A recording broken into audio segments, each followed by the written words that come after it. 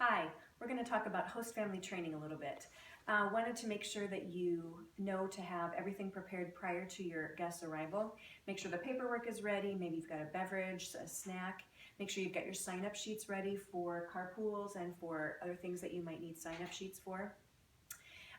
The biggest thing that I've had an issue with on nights of host family training is technology issues. Make sure your cords are all plugged in correctly, make sure that everything's working smoothly before your guests arrive, and that will help the evening to go a whole lot easier for you. The PowerPoints that we get from Compass are very well done, and if you go through each one individually and you don't try to jump ahead, you really will cover all the information you need to cover. So one of the two things that I focus on, especially when I get to those slides, I'm going to cover a little bit extra about right now. The first one is the home tour. Make sure that you are modeling what you want your host families to do, and that you talk about that enough. When you get to things about the kitchen and taking a cup down and actually filling it up with water and showing the student where the cups are, and instead of just telling them, help yourself, explaining a little bit more about modeling that. That will go a long way to helping your host families. Also, I take that another step further with bathroom issues, because bathrooms have been one of the biggest problems that we've had to deal with the host families that I've dealt with in the past. So I always tell them what I do in our family. I take our student in, show them where the light switch is, show them where the extra toilet paper is kept, show them where the towels and the washcloths are. I actually take one down for each and show them where they're at. I show them how the toilet works. I show them that sometimes you need to wiggle it.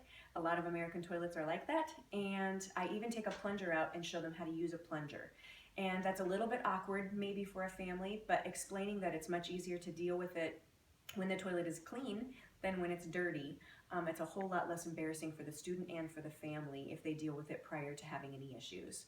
Then I open up the shower curtain, show them how to turn on the hot and the cold and mix the water, and then I show them how to flip on the shower head. We've had students in the past that have been stuck in the shower not knowing how to turn on the water, and that can be quite embarrassing for the family and for the student, so we want to try to avoid as much of that as possible. After that, I show them how to shut it off, and then I show them where to put their wet things. Where do you put your wet towel? Where do you put your wet washcloth? And then I go on and say if you have wet swimming clothes as well, put those there. And that will help to deal with a lot of issues before they happen. I had one student that put his wet washcloth on the wooden windowsill every single day for an entire month. And it took the varnish right off that windowsill. And it would have been a whole lot easier if the family had just told him where to put his wet things instead of finding out later that he didn't know. The second thing I focus on as an extra thing is making sure the families know to tell me when there's an issue when it's small versus when it gets big. It's much easier to deal with an issue when it's little. We can get the chaperone involved. We can have a conversation with the student if we need to. I had a student that was late for every activity. And I found out at the end it was because he was late for everything the family did. And had I known earlier, we could have dealt with it and talked to him and avoided those issues altogether.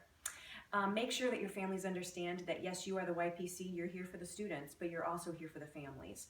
And you want to make this as positive of an experience as possible for both, and that you are definitely here for them as well.